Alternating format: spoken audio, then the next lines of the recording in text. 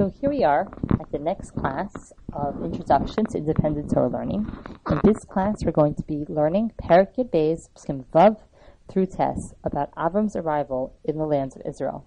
We're going to be doing things a little bit differently. We're going to be starting again, reviewing the nouns and verbs that are found in this section, but then we're going to add a new skill to help us learn independently, and we're also going to be analyzing the Pesukim in a little bit more general way to help understand how we look at themes in a section of Tanakh. So let's begin by reviewing the nouns. So in this section, we're talking a lot about places, makom. Avram is about to come into the lands of Israel, into a makom, into a place, and so there are a lot of words associated with place in this next four Pesukim.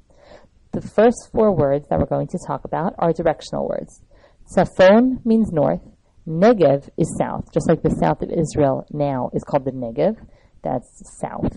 Kedem is to the east, and Yam, like the Yam HaGadol, the big sea, the Mediterranean Sea, is to the west of Israel, and that is the Yam HaGadol.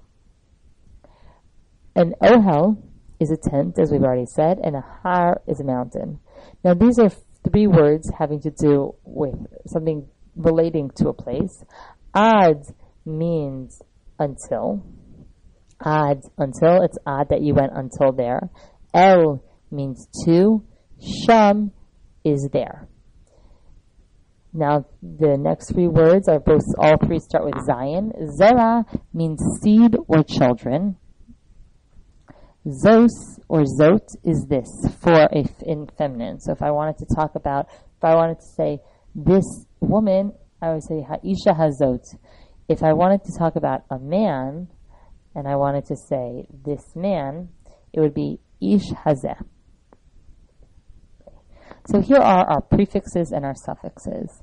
So bi plus ha. So bi means inner with, as we've seen on each of our units in the past. Ha means the. But if I want to say in the Torah doesn't like to waste letters. So we say the ha is ba. Le plus ha becomes la. To the becomes to the. So le plus ha becomes la. Vi is and. Mi is from. Those are the prefixes that you need to know for this unit. There are three suffixes that we need to be familiar with. The first is cha. You notice he's looking at you.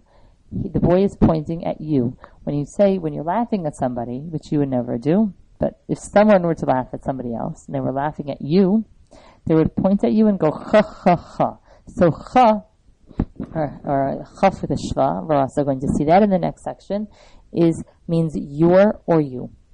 A yud with a vav afterwards, as we've seen many times, means his. And in this section, it's reviewing a very important idea that a kamatz followed by a hey that does not have a dot in it, no dot, means to. So if I go Mitzrayma, I'm going to Mitzrayim. Charana, I'm going to Charan. Artsa, to the land, etc. Okay. Here are some building blocks of some of the words we're going to see. Vayelech, the vav yud, the va makes it past tense, the yud makes it he. The aleph in front of a word means that it's I, and not having any other additions, just a prefix in front, means it's will, I will.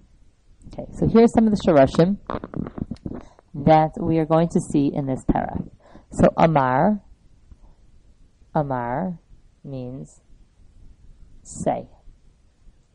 Kara means call. Bana means build. Bana is more permanent. Nata, nun tes hey, is to pitch a tent. So nata is nun tes hey, is to pitch a tent.